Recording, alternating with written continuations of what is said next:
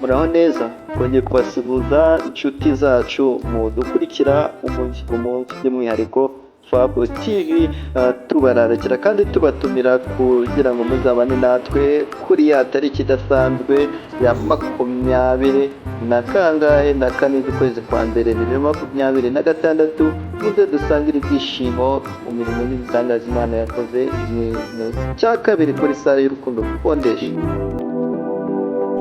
Inshuti zacu rero mudukurikira umunsi ku munsi, dufite ibyishimo n'umunezero. Ahangaha rero nk'uko bireba ni wa munsi w'amategeko abantu babanza gucamo kugira ngo nyuma haze kuba umunsi mukuru wa mariage. Rero n'ibibanza kugira ngo ubushyingiranywe bwemewe ni ubushyingiranywe bukozwe n'umugore umwe n'umugabo umwe. Ikibanisha urugo ni isezerano hagati ya babiri bagiranye ry'urukundo. Yewe Majyambere Fabrice, maze kumva icyo amategeko ategeka bashyingiranywe, nemeye nta gahato ko wowe yamfashije kansirida umbera umugore, tukazabana uko twabyiyemeje kandi dukurikije uko amategeko ya Repubulika y'u Rwanda abiteganya.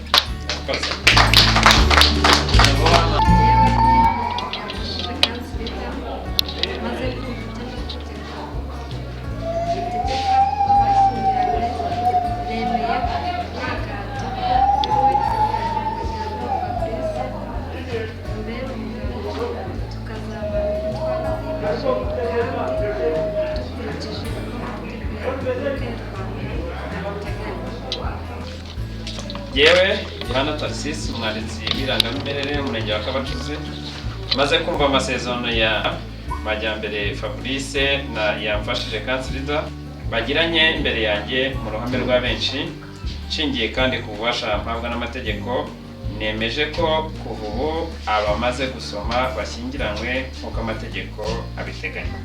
Murakoze cyane.